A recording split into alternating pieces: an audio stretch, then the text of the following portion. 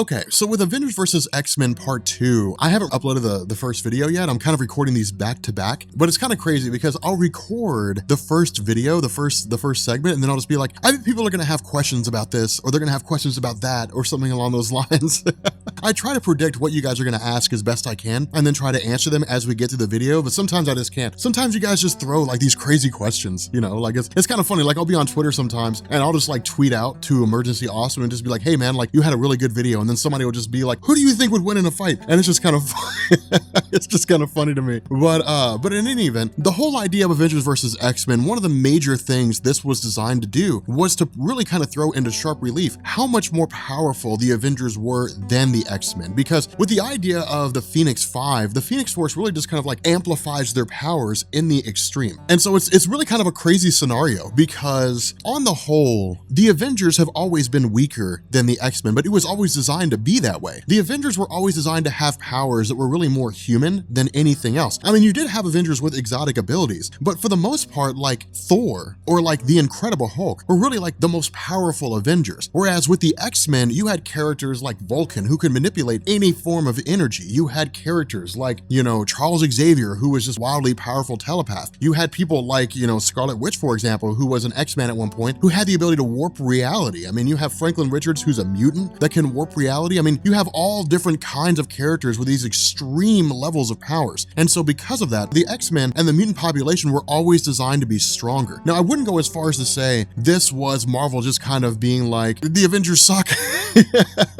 I don't really think that was the case. I think it was really just kind of designed to show us how powerful a group of X-Men can be with the entirety of the Phoenix Force at their disposal. And so really, it's in a lot of ways, it's just kind of like these hit and run tactics. The Avengers really have no choice here. Now, the other half of this is the idea that the Avengers are trying to think about it from a technological standpoint, but the Phoenix Force is life energy. There's really no technology behind it. The Phoenix Force is not like a series of nanites that are just like running around and immerse themselves in flame and take on the form of a phoenix. It's not that way. It's the representation of life energy. They're basically dealing with energy forces, but the Avengers don't really have very many people on their side who can deal with that. The most powerful two beings they have at the moment right now on the Avengers roster is Scarlet Witch and Doctor Strange, and their power only goes so far. Remember, Doctor Strange's power was nerfed already. I mean, you had that whole story where you had classic Doctor Strange who could do virtually anything, but he lost his gift from the Vishanti who gave him the various magics that he could use. He lost his connection with them when he refused to fight alongside them in a war in the dimensional plane. And so once he regained his powers, he only regained a fraction of the power he used to have. And so he's not nearly as powerful as he used to be. Otherwise, he could just end this right now. He could just eliminate the Phoenix Force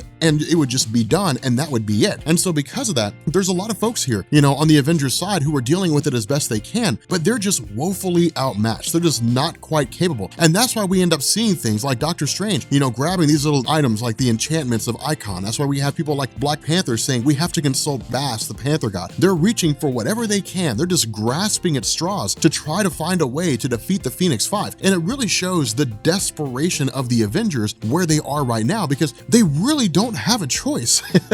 They're really doing the best they can with what they have, and that's really about it. Now, in terms of the manipulative nature of Emma Frost, this really comes to fruition with regards to Namor the Submariner. Now, the implication here is that the two of them are having an affair, that the two of them are basically sleeping together. Now, this is really just kind of given to us through the fact that they share a kiss, that kind of thing, but Emma Frost also says, look, you know, I know where they took one of our own. I know where they took Transonic, a member of our group, and she's being kept in Wakanda. Now, the reason why this is Emma Frost being so manipulative is because of the fact that she's basically going to lead to Namor's destruction, or really not death per se, but him losing his portion of the Phoenix Force. But Emma Frost has always been this way. Emma Frost has always been manipulative, going all the way back to, like, you know, really even before Grant Morrison's time on New X-Men, really during Grant Morrison's time and Chuck Dixon's time on New X-Men, when Jean Grey walked in on a psychic affair between Cyclops and Emma, which kind of led to Jean Grey basically being forced out of the picture and Emma Frost and Cyclops pairing up. The fact remains here that Emma's always been that way. Now, for a lot of, especially women readers, that was a refreshing thing because they looked at her as like an empowered chick, right? Like she does whatever she needs to do in order to achieve her goal. But the downside of this was that it made her look very vindictive and it made her look very petty. And so it really kind of took away from her accomplishments because of the road she took took to get there. But the fact remains that with regards to the whole,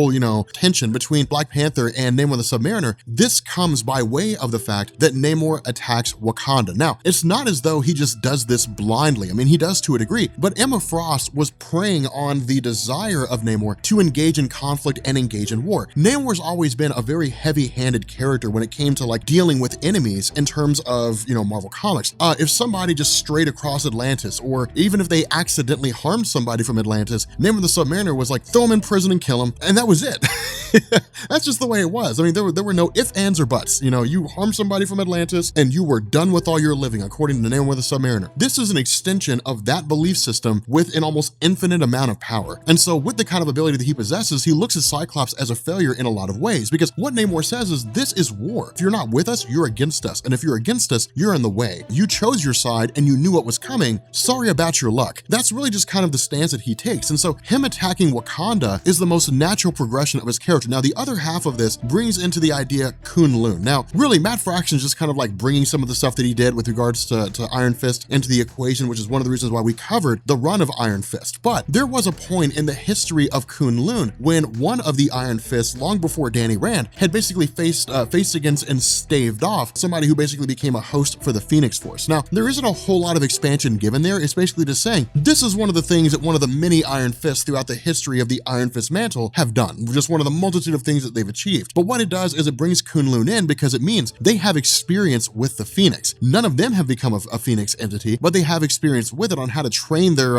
Iron Fist to cope with the Phoenix Force. Now, at the end of the day, Danny Rand, the Iron Fist, going against any one of the Phoenix Five is like throwing a rock at a train. I mean, it's not going to do anything. I mean, it's comedic at best, and all he can really do is just buy time. And even then, it's seconds, maybe. I mean, he just doesn't stand a chance. The Iron Fist is just nowhere near powerful enough. But what this does do is it grants a reprieve for Hope Summers, Wolverine, and a handful of others to basically retreat and then use Kunlun as a base of operations. Because remember, Kunlun is in another dimension, so you literally have to cross a dimensional barrier to get to Kunlun. It's like that phrase from Pirates of the Caribbean. It's a place that cannot be found except by those who already know where it is. But the fact remains here that with regards to Wakanda, Namor the Submariner's actions here just lay waste to the city. I mean, he basically musters all of his forces and just brings them to bear onto Wakanda and just eradicates the entirety of the city, killing tons of people in the process. Now, this creates a blood vendetta between Black Panther and Namor the Submariner. And so when we get to Hickman's Avengers and New Avengers and we start referencing things like why it is that Black Panther hates Namor the Submariner so much, we will point back to this story so you guys can see what it is that we're talking about. Now, with regards to Namor the Submariner effectively being defeated, he loses his portion of the Phoenix Force. But what we end up finding out here is that when one member of the Phoenix Five loses their connection to the Phoenix Force, the remainder of the Phoenix Force, or I guess that portion, spreads throughout the remainder of those individuals who were bonded to the Phoenix. And so because of this, what it does is it sets the seeds for a civil war between the remainder of the Phoenix Five, really the Phoenix Four now, because they're all imbued with Namor the Submariner's power. And so the idea in all of their minds, and the idea in the mind of Cyclops, and the mind of Emma Frost, the mind of Colossus, the mind of Illyana Rasputin is, if everybody else dies or everybody else loses their connection, they'll basically maintain the totality of the Phoenix Force. And so what it does is just kind of make this race to bring all the others down. And so because of this, we end up picking up like 8 days after the,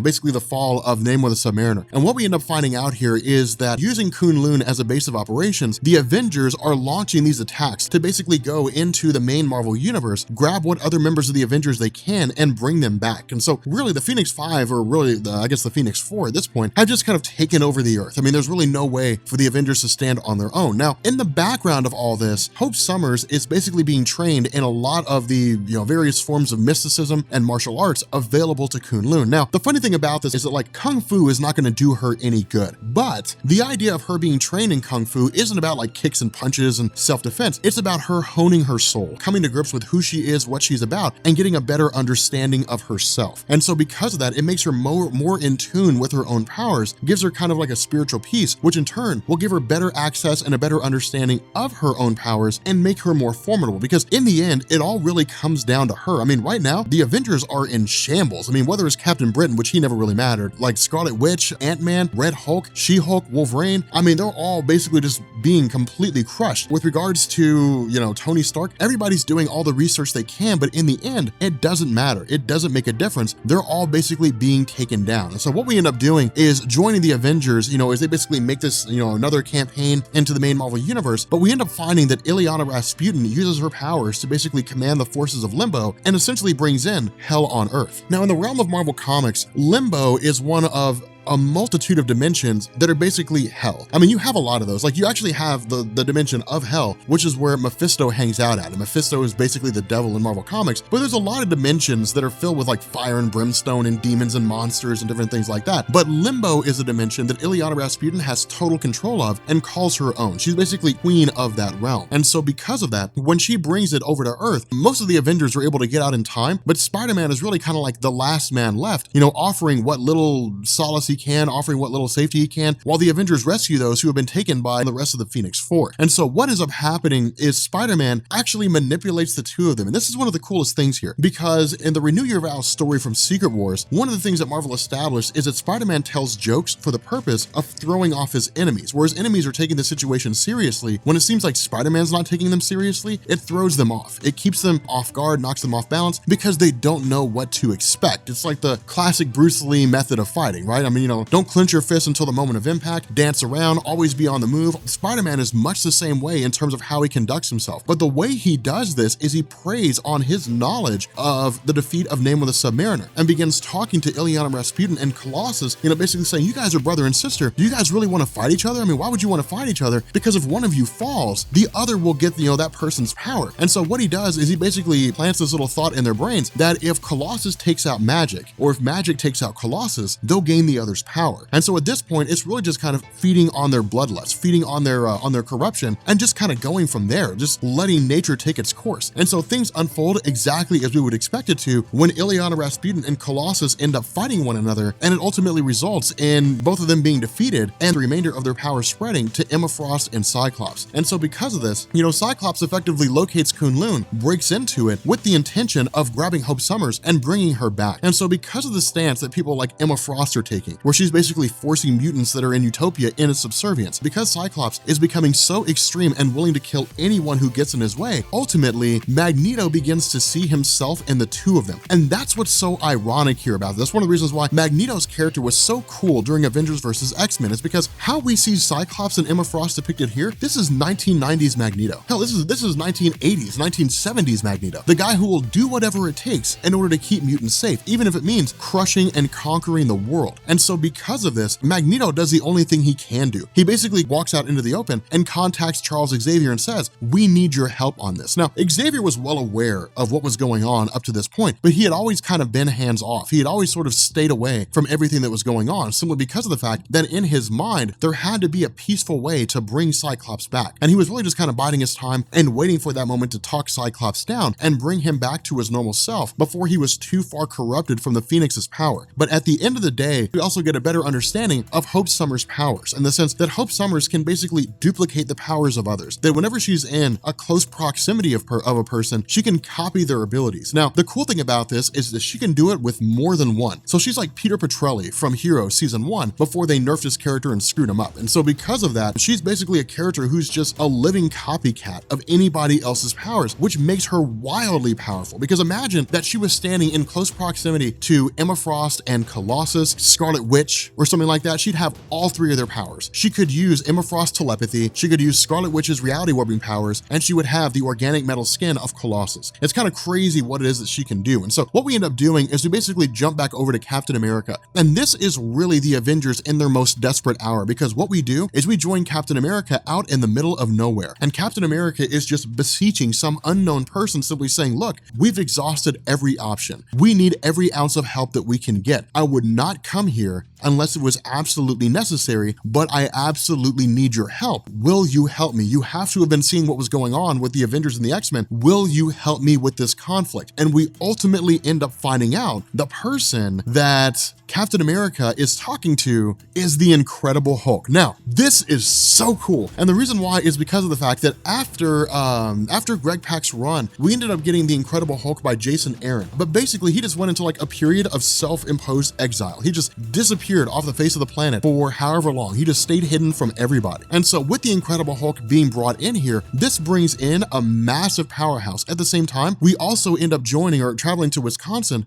and joining Rogue. And Rogue basically joins the Avengers. And what we end up finding out here is that Charles Xavier has effectively been going alongside the Avengers and mustering all these forces that are Avengers and X-Men related. And so what this is designed to do is to show us that people have basically walked away from Cyclops and Emma Frost. They've lost faith in them. They've lost faith in their mission. And that's really where it is that Cyclops and like Magneto began to stray. That's where they really began to kind of part ways, is because historically speaking, Magneto was always mutants first. If there's any group that can count on me to ensure their safety, it will always be mutants. Everybody else is second best. Cyclops initially presented himself this way. And that's why so many mutants rallied to his cause, is because he showed up and said, look, we're going to turn this mutant island of Utopia, we're going to turn it into a refuge for mutants. But then it ended up going, from being this enlightened dictatorship to turning into this totalitarian, power-hungry regime. And that's when mutants began to walk away, especially those individuals who were looking at the Avengers and saying, look, we fought as friends once, we'd like to fight as friends again, because Cyclops and Emma Frost are beyond the point of control. And so because of this, we end up joining Xavier, kind of entering into Cyclops's mind. And this is cool because it's a battle being fought on two fronts. On one side, it is Xavier in the mind of Cyclops, more or less kind of talking to him, offering some measure of distraction. On the outside, it is all the Avengers and these X-Men facing off against Cyclops. And so it's really kind of cool because it's just like Cyclops versus everyone. And it's amazing to see, because at the end of the day, Emma Frost and Cyclops are the last two standing. And try as they might, the Avengers just don't have the power to take both these guys out on their own, because they're just so strong. They're just so capable. And so because of this, in this moment of desperation, in this hour of basically realizing he needs more power, Cyclops turns against Emma Frost. And in doing so, basically incapacitates her and steals her portion of the Phoenix Force, which basically transforms him into Dark Phoenix. Now, again, this is the crazy thing here, is because this shows us how far Cyclops has fallen. And this was designed for the purpose of ushering in Cyclops into a new era, of taking Cyclops in a new direction to where he would be more extreme. He would become like the classic Magneto, but in a more extreme capacity. So for those of you guys who are reading the stories or are online reading different articles about how Cyclops has basically quote unquote gone evil, this is the story that set the stage for that. But the first act he does with the totality of the Phoenix Force's powers is kill Charles Xavier. And this was really like him crossing a line that he can't come back from. Now, the other half of this is that in some ways it is Marvel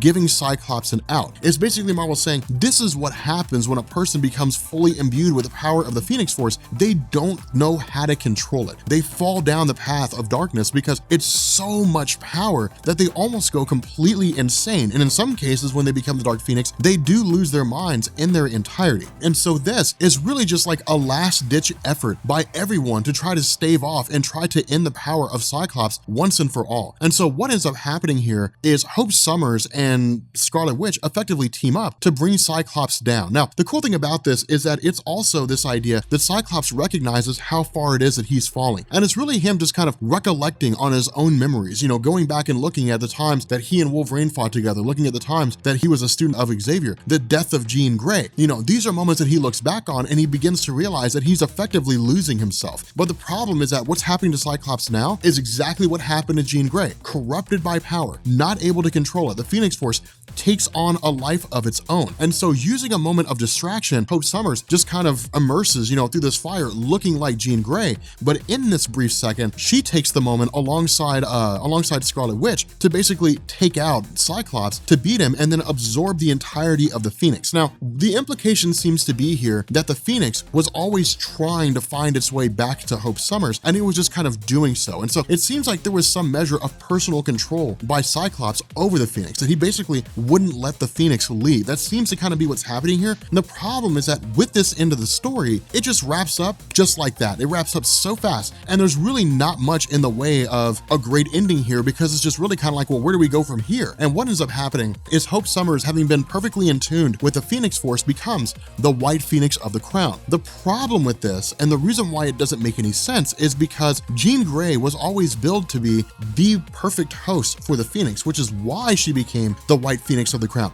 She and the Phoenix Force were effectively one and the same. She was born to be a host for the Phoenix. When she basically died, quote unquote, and joined the Phoenix Force and became the White Phoenix of the Crown, she was going to be the one singular being that basically fixes what's broken in the universe, whatever that happens to mean, whatever Marvel wants it to mean at any particular point in time. With Hope Summers becoming the White Phoenix of the Crown and Jean Grey nowhere in sight, the question has to be asked, what happened to Jean? But before we even get an answer to that question, before we ever find out what happens, Scarlet Witch more or less just kind of approaches Hope Summers and says, no, you were never really meant to have the Phoenix Force. And she simply says, no more Phoenix, and the Phoenix Force is destroyed. And that's it. And so it's a very anticlimactic and lackluster ending to what was otherwise an insanely great story. But what comes out of the death of the Phoenix Force, more or less, is basically this emergence of mutants all over the world. Mutant powers begin cropping up and popping back up all over again. And so once the story really begins to wind down, once it all basically begins to come to a close, Cyclops is effectively taken prisoner by the Avengers because of the fact that he had killed Charles Xavier. You know, he's taken prisoner, he's basically held in stasis, but it sets the stage for him to effectively break out and then eventually go on to, you know, lead his own group of X-Men, or, you know, more of like a rogue group and so on. And then of course Hope Summers just kind of takes off into the sky to find her own place. But again, it's not the best ending. I was really disappointed in the ending to the story because it kind of felt like Marvel wrote themselves into a hole and didn't know how to get out. But in any event,